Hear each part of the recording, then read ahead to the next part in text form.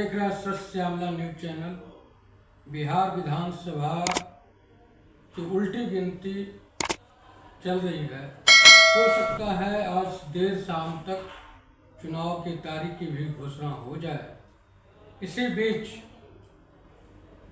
बिहार विधानसभा चुनाव लड़ने की कमर कसी एक पार्टी लोक शक्ति पार्टी लोकतांत्रिक, इसके राष्ट्रीय अध्यक्ष पवन कुमार जी से हम बात करेंगे कि बिहार विधानसभा चुनाव में इनकी पार्टी की क्या स्थिति है।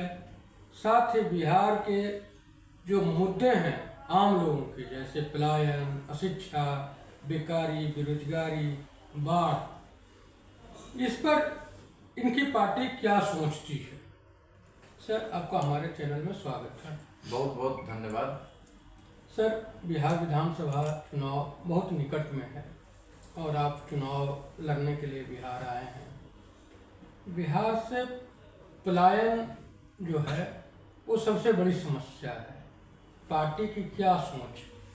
लोक शक्ति पार्टी जो एक विजन पत्र जारी की है आज से कुछ दिनों पहले, तो उसमें सबसे फर्स्ट प्रायोरिटी जो हम लोगों की है वो है बिहार में ज़्यादा से ज़्यादा लोगों को रोजगार देने का एक ब्लूप्रिंट है जो हमने एक्सप्लेन किया है।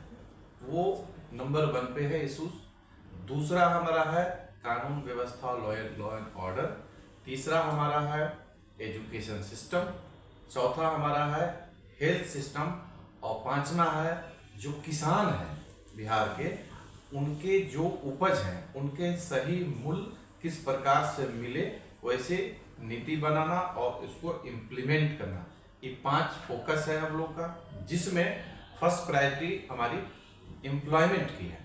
बिहार में करीब करीब जो बिहार के अंदर लोग बेरोजगार बैठे हैं या जो रोजगार ढूंढ रहे हैं, इसके अलावे जो बाहर के राज्यों में रोजगार कर रहे हैं या नौकरी कर रहे हो, चाहे कोई बिजनेस कर रहा हूँ, लगभग ये डेटा जो है 3 करोड़ के आसपास है। तो हम लोग इस पर गहन जब चिंतन किए, एक्सपर्ट के साथ जब बैठे, तो इसमें हम लोग एक फाइंड आउट किए कि यदि 3 करोड़ लोगों को यदि हम बेरोजगारी से बाहर निकालना चाहते हैं तो बिहार में 3 करोड़ लोगों को रोजगार देने के लिए यहाँ पर व्यवस्था करना होगा, जिसमें आपका इंडस्ट्री हो गया हर एक प्रकार का, जैसे वो कृषि आधारित इंडस्ट्री, लघु उद्योग, कुटीर उद्योग, रियल एस्टेट, ऐसे आईटी से संबंधित है, अलग अलग जो भी सेगमेंट है ना, चाहे महिला आधारित उद्योग हो, इस सबों को मिला के करीब करीब जब हम इन्वेस्टमेंट की बात करते हैं, क्योंकि एम्प्लॉयमेंट तब आएगा जब कोई इंडस्ट्री सेटअप लगेगा, तो उसमें लगभग मान के चलिए कि 1.5 लाख रुपया पर रोजगार के आसपास इन्वेस्टमेंट आ रहा है। तो लगभग 4.5 लाख करोड़ का इन्वेस्टमेंट होगा, तो 3 करोड़ लोग यहाँ पे रोजगार पाएंगे और पलायन से मुक्ति मिलेगी और रोजगार का ये जो मुद्दा है ये हल होगा। इसमें है कि ये इतना बड़ा इन्वेस्टमेंट आएगा तो उसका रिटर्न क्या होगा, उसका इंटरेस्ट क्या होगा, कैसे आएगा। तो सबसे पहले हमने कैलकुलेशन किया कि जब इतना हम लोग इन्वेस्टमेंट करके इतने लोगों को रोजगार देते हैं तो वो उनसे इनकम टैक्स से भी रेवेन्यू आएगा और परचेजिंग पावर बढ़ेगी, तो दोनों को मिला के करीब करीब 1.25 लाख करोड़ के आसपास, मैं एक लमसम फिगर बता रहा हूँ कि इतना हमारा रेवेन्यू बढ़ेगा। हम 30 से 35 हजार करोड़ के आसपास हम उनको जो इन्वेस्टमेंट किया है उसको हम आसानी से इंटरेस्ट दे सकते हैं, फिर भी हमारे पास अच्छा खासा अमाउंट बच जाता है। अब दूसरी चुनौती क्या है कि जहां आप रोजगार दे रहे हैं तो वहां जब एक वातावरण अच्छा होना चाहिए, सुरक्षा होना चाहिए, जो लोग इंडस्ट्री लगा रहे हैं उसकी सुरक्षा होना चाहिए, जो लोग रोजगार कर रहे हैं उनकी भी सुरक्षा होनी चाहिए। तो आती है सेकेंडरी जो है लॉ एंड ऑर्डर। तो लॉ एंड ऑर्डर पर मैं देखता हूँ कि ये किस ढंग से सुधारा जा सकता है। आज वर्तमान में स्थिति क्या है, आखिर क्यों बिहार में इतना जो है सो कानून व्यवस्था सही नहीं है। तो उसके पीछे है कि एक तो राजनीतिक हस्तक्षेप, दूसरा है करप्शन, और तीसरा जो सबसे बड़ा मूल फैक्टर है वो राष्ट्रीय औसत के अनुसार यहाँ पर उतने पुलिसकर्मी का नहीं होना। राष्ट्रीय यूएन का जो एवरेज है उसमें 222 पुलिसकर्मी 1 लाख जनसंख्या पे होना चाहिए, यदि गवर्नेंस, यदि आप लॉ एंड ऑर्डर को सही करते हैं, यदि हम भारत की बात करते हैं तो भारत में करीब 192 के आसपास पुलिसकर्मी होना चाहिए 1 लाख पॉपुलेशन पे। लेकिन बिहार की क्या स्थिति है? बिहार में ज्यादा से ज्यादा आप कैलकुलेट करेंगे तो 72 से 74 या 75 पुलिसकर्मी 1 लाख पॉपुलेशन पे है। तो स्वाभाविक रूप से है कि लॉ एंड ऑर्डर का चैलेंज तो रहेगा। तो सबसे पहले क्या है कि 1 लाख पुलिसकर्मी की भर्ती करनी होगी। जब भर्ती करेंगे तो उनको ट्रेनिंग देना है, उनको अत्याधुनिक हथियार देना है, उनके लिए पूरा डिजिटल इकोसिस्टम बनाना होगा, तब आपका लॉ एंड ऑर्डर सही हो सकता है। तो उसमें इन्वेस्टमेंट की जरूरत है। तो सबसे पहले बड़ा इन्वेस्टमेंट इंडस्ट्री के लिए, उससे रेवेन्यू जनरेट किया। उसके बाद हम लॉ एंड ऑर्डर के लिए जो भी संसाधन की जरूरत है, जो भी कर्मचारी की जरूरत है, उसमें इन्वेस्टमेंट लगा। ये दो जब इन्वेस्टमेंट लगेगा तो एक वातावरण बनेगा। तो हेल्थ और एजुकेशन, ये दोनों सेक्टर के लोग बाहर से आके यहाँ पर इन्वेस्टमेंट करेंगे। उनको यहाँ पर चूंकि 3 करोड़ लोग जब यहाँ पर रोजगार करेंगे तो एक वातावरण दूसरे टाइप का बनेगा। तो क्या होगा कि रेवेन्यू का धीरे धीरे बढ़ना होगा, जिससे हम हेल्थ चैलेंजेस जो हेल्थ के हॉस्पिटल जिसके लिए बाहर जाना पड़ता है, अत्याधुनिक हॉस्पिटल यहाँ बनेंगे, अच्छे स्कूल्स बनेंगे। एक और भी हम लोग के पास प्लान है कि देखिए, स्वास्थ्य व्यवस्था और शिक्षा व्यवस्था फ्री होना चाहिए। तो मैक्सिमम कोशिश हो कि जितना हद तक हम इसको हल्का कर सकें, जिससे जितने बुजुर्ग, अभी हम लोग विजन पत्र जो जारी किए हम लोग फिर से एक बार रिपीट करेंगे, तो उसमें कि जो बुजुर्ग लोग हैं उनको घर में इलाज होना चाहिए। यदि वो 65 साल के हैं और उनको यदि किसी प्रकार की परेशानी हो तो डॉक्टर ऑन कॉल फोन करने पर उनके घर पे फर्स्ट एड की व्यवस्था होनी चाहिए। दूसरी चीज कि आज गरीब के बाल बच्चे कोई बड़ा कंपटीशन नहीं कर सकते, आईएएस का सपना नहीं दे सकते, आईपीएस का सपना नहीं दे सकते, एमबीबीएस नहीं बन सकते, इंजीनियर नहीं बन सकते। उसके लिए आज सबसे बड़ी चीज क्या है जो आविष्कार हुआ है, डिजिटल नॉलेज का, डिजिटल कोर्स का। तो कितना बढ़िया बात है कि यदि हम एजुकेशन सिस्टम को डिजिटलाइज कर देते हैं, वैसा सिस्टम देते हैं लोगों को, तो बहुत ही कम खर्चे में बहुत ज्यादा अच्छा से हम डिलीवर कर पाएंगे एजुकेशन को। जो टीचर एक क्लासरूम में पढ़ा रहा है 50 बच्चे को, उस ढंग के मान लिया हजारों विद्यालय हैं, यदि हम अच्छे एक्सपर्ट से और एक अच्छे सिलेबस के साथ और उसको रिकॉर्डिंग करते हैं और डिजिटल प्लेटफॉर्म पे एलएमएस पे डाल के हम यदि फ्री एक्सेस उसको देते हैं, जितने भी बच्चे हैं गांव के, गरीब के, सब के लिए, है ना, तो समझिए कितना कॉस्ट कम जाएगा और प्रोडक्टिविटी होगी है ना। आज जितने भी जो डिजिटल कोचेज हैं, करोड़ों अरबों का जो है सो टर्नओवर उनका है। पढ़ाते एक बार है, रिकॉर्ड एक बार करते हैं, लेकिन उसी वीडियो को बार बार जो है सो एक्सेस दे रहे हैं लोगों को। क्या सरकार नहीं कर सकती है? सर, एक सवाल है कि गुजरात में हजारों की संख्या में जो सरकारी स्कूल है, वहाँ शिक्षा कंप्यूटर और इंटरनेट से चल रहा, जबकि हमारे बिहार में शासन वही जो गुजरात में नेता हैं जिस पार्टी के, उसी पार्टी के नेता हमारे बिहार में हुए। फिर भी बिहार में 2020 से 2025 के बीच में सरकारी प्राथमिक विद्यालय लगभग 4,500 बंद हो गए। आखिर ऐसा क्यों हो रहा है? जब शासन में बैठे लोग की प्रायोरिटी ये नहीं होती है, यानी जिस मुद्दे को हल करना, तो वो वहाँ का ये हाल हो जाता है। दूसरी चीज कि यदि हम सरकारी व्यवस्था को कमजोर करेंगे तो प्राइवेट व्यवस्था बहुत बढ़िया चलेगी, बहुत अच्छी कमाई होगी, तो ये भी है। तीसरी चीज और मैं बोलता हूँ कि कहीं भी किसी प्रकार की जो व्यवस्था, सरकारी व्यवस्था है, उसमें जो पब्लिक है उसको जागरूक होना होगा। आप बच्चे को स्कूल तैयार करके भेज देते हैं और फिर आप टाइम देखते हैं कि कब आ रहा है। क्या आपने कभी स्कूल में जाके, आपका तो अधिकार है, औचक निरीक्षण किया कि स्कूल में जो पढ़ाई हो रही है सही हो रही है कि नहीं, या फिर जो व्यवस्था है सही है कि नहीं?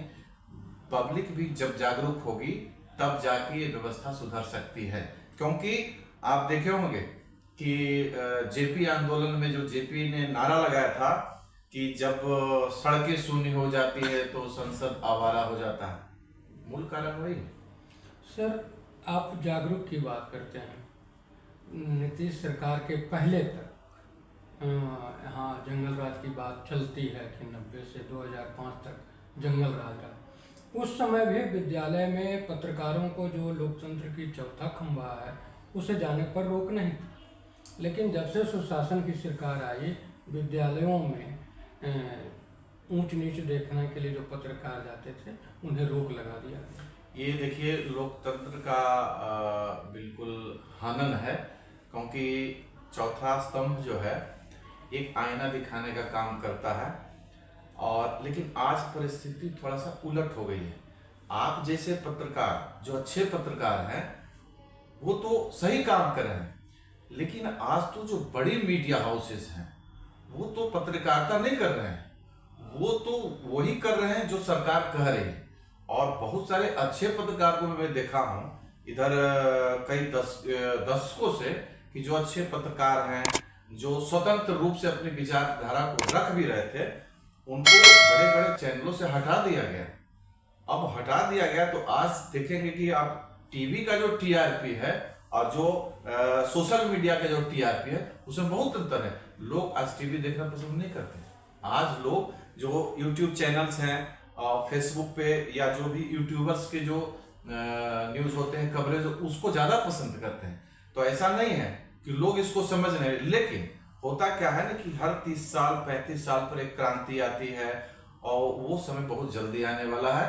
बिहार में जेपी आंदोलन फिर से दोहराया जाएगा, कुछ दिन इंतजार कीजिए। लोग उस मुहाने पर खड़े हैं कि कोई लीड करे, कोई ऐसा संगठन, कोई ऐसा जमात, कोई ऐसी पार्टी आए, उसके साथ हम लोग पूरा बिहार खड़ा हो और इंतजार करेंगे, ये जल्द होगा।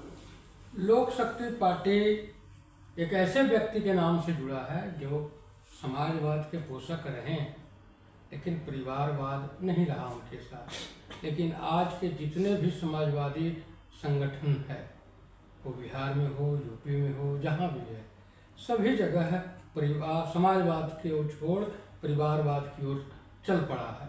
क्या लोक शक्ति पार्टी लोकतांत्रिक समाजवाद या जो इसके जो संस्थापक रहे हैं रामकृष्ण हेगड़े जैसे लोग, उनके मार्गदर्शन में चलेगी?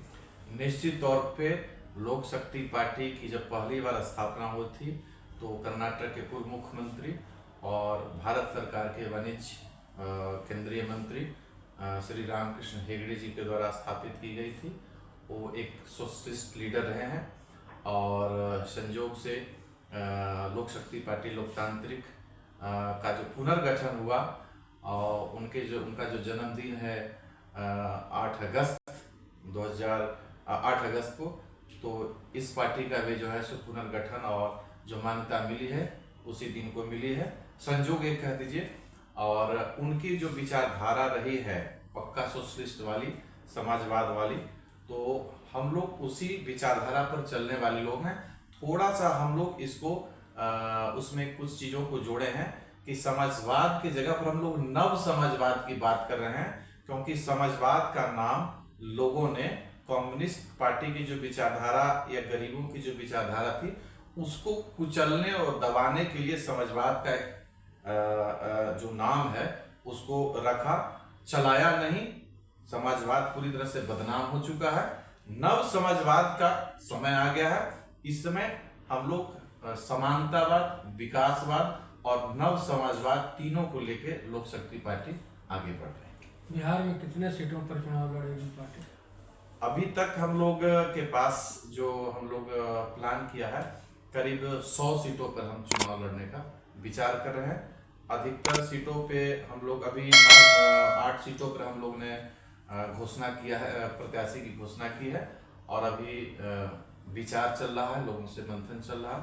जल्दी हम लोग अगली सूची जारी करेंगे। अभी आप लोक शक्ति पार्टी लोकतांत्रिक के राष्ट्रीय अध्यक्ष पवन कुमार जी को सुन रहे थे।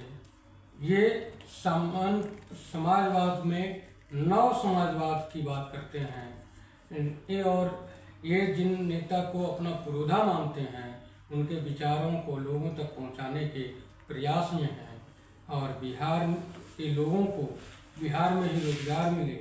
अगर इनको मौका मिलेगा तो इस पर ये अपना कार्य रूप देंगे। सर, आपने जो समय दिया उसके लिए धन्यवाद। बहुत बहुत आपको भी धन्यवाद, आपके दर्शकों को भी बहुत बहुत धन्यवाद। और आप लोग इसी प्रकार से इनके चैनल के माध्यम से एक इनकी जो अभियान है उसमें आप लोग सपोर्ट करते हैं। बिहार में जितनी जनसंख्या है बिहार में, उसके 7% मात्र ग्रेजुएट हैं और 37% से ऊपर आज भी उच्च विद्यालय और महाविद्यालय देखा नहीं है। तो आने वाले चुनाव में जो शिक्षा को मुख्य मुद्दा बनाए, पलायन को मुख्य मुद्दा बनाए, वैसे लोगों को हाथ को मजबूत करें। धन्यवाद।